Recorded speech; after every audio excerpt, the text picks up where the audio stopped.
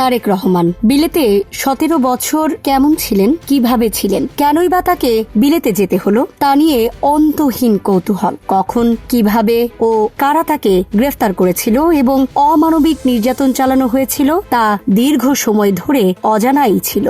এক অনুসন্ধানে চাঞ্চল্যকর তথ্য বেরিয়ে এসেছে। অনুসন্ধানে জানা যায় 1/11 এর সময় 2007 সনের 7 মার্চ তারেক রহমানকে গ্রেফতার করা হয় ক্যান্টনমেন্টের বাসা থেকে। কারা গ্রেফতার করেছিলেন, কিভাবে করেছিলেন তার একটি বয়ান রয়েছে প্রাপ্ত অনুসন্ধানে। জীবন অবাক না করলে কে করবে? 28% মিল্ক ফ্যাটের অবাক করার সাথে ফ্রেশ মিল্ক পাউডার। জীবন অবাক করুক প্রতিদিন। এতে জানা যায় ঊর্ধ্বতন সেনা কর্মকর্তাদের নির্দেশে অবসরপ্রাপ্ত কর্নেল ইমরান মইনুল রোডের বাসভবন থেকে তাকে সুনির্দিষ্ট কোনো অভিযোগ ছাড়াই গ্রেফতার করে ডিজিএফআই এর জয়েন্ট ইন্টারোগেশন সেলে নিয়ে যান। জেনারেল মঈন ও ব্রিগেডিয়ার জেনারেল এটিএম আমিনের উপস্থিতিতে আর্মি হেডকোয়ার্টারে তারেক রহমানকে গ্রেফতারের এই সিদ্ধান্ত নেওয়া হয়। মেজর ইমরানের দেয়া তথ্য অনুযায়ী একজন রানার ও একজন ড্রাইভার নিয়ে তিনি মইনুল হোসেন রোডস্থ খালেদা জিয়ার বাসভবনে উপস্থিত হন। এ সময় বাসভবনের চারপাশে আইন শৃঙ্খলা বাহিনীর কড়া উপস্থিতি ছিল।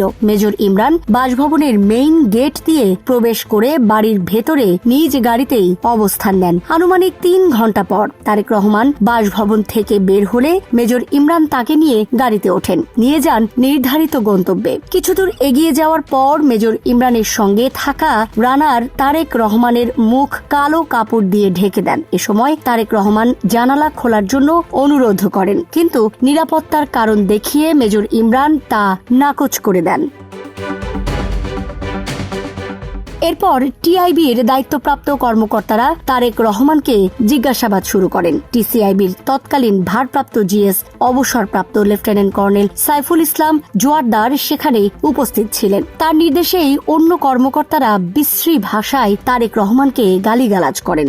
জিআইসিতেই তারেক রহমানকে 3-4 দিন রাখা হয়। সেখানে তাকে ঘণ্টার পর ঘণ্টা চোখ বেঁধে রাখা হয়, হাত বাঁধা অবস্থায় ঝুলিয়ে রেখে নির্যাতন করা হয়। দীর্ঘ সময় একটানা তার উপর শারীরিক নির্যাতন চালানো হয়, যা অমানবিক, বর্বরচিত।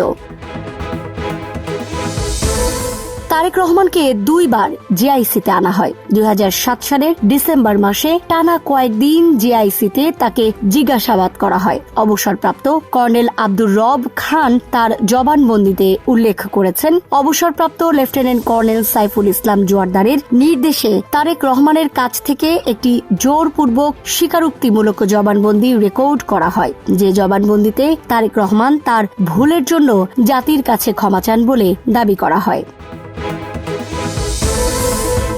এই সময় কারা কারা উপস্থিত ছিলেন সেই তথ্যও বেরিয়ে এসেছে সাম্প্রতিক এক অনুসন্ধানে। 4 জন পদস্থ সেনা কর্মকর্তা সারাক্ষণ উপস্থিত থেকে এই জবানবন্দি আদায় করেন। এর মধ্যে ছিলেন লেফটেন্যান্ট কর্নেল অবসরপ্রাপ্ত সাইফুল ইসলাম জোয়ারদার, লেফটেন্যান্ট কর্নেল অবসরপ্রাপ্ত আব্দুর রব খান, লেফটেন্যান্ট কর্নেল অবসরপ্রাপ্ত জাহিদ হোসেন ও মেজর অবসরপ্রাপ্ত মনির। নির্যাতন চালিয়ে তারেক রহমানকে অনেকটা পঙ্গু করে ফেলা হয়। স্বাভাবিকভাবেও তিনি হাঁটাচলা করতে পারতেন না। তার উপর নির্যাতনের একটি কাহিনী অনুসন্ধানী রিপোর্টে সন্নিবেশিত রয়েছে। এতে বলা হয়, বর্তমানে গ্রেফতারকৃত লেফটেন্যান্ট জেনারেল অবসরপ্রাপ্ত মাসুদ উদ্দিন চৌধুরী এ সম্পর্কে একটি জবানবন্দি দিয়েছেন। জবানবন্দি অনুযায়ী 2008 সালের জানুয়ারি মাসে তারেক রহমানের নানি মারা যান। এ সময় তাকে প্যারোলে মুক্তি দেওয়া হয়। সে সময় জেনারেল মাসুদ উদ্দিন চৌধুরী প্রত্যক্ষ করেন তারেক রহমান খুঁড়িয়ে খুঁড়িয়ে হাঁটছেন। তখন তিনি জানার চেষ্টা করেন কিভাবে তার উপর নির্যাতন চালানো হয়েছে।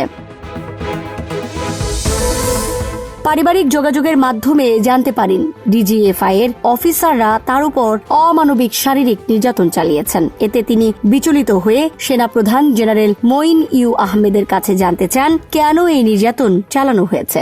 এ নিয়ে দুজনের মধ্যে বাকবিতণ্ডা হয়। জেনারেল মাসুদ তার জবানবন্দিতে আরও উল্লেখ করেন, এই ঘটনাকে কেন্দ্র করে সেনাপ্রধান মঈন ইউ আহমেদের সঙ্গে তার অনেক দূরত্ব তৈরি হয়। নির্যাতনের সময় তারেক রহমানকে কিভাবে রাখা হয়েছিল তার একটা বর্ণনা পাওয়া গেছে। লেফটেন্যান্ট কর্নেল অবসরপ্রাপ্ত আব্দুর রব খান জিজ্ঞাসাবাদে স্বীকার করেছেন, জেনারেল অবসরপ্রাপ্ত এটিএম আমিনের নির্দেশে এই নির্যাতন চালানো হয়। তার নির্দেশে তারেক রহমানকে সিলিং এর সঙ্গে ঝুলিয়ে রাখা হয়।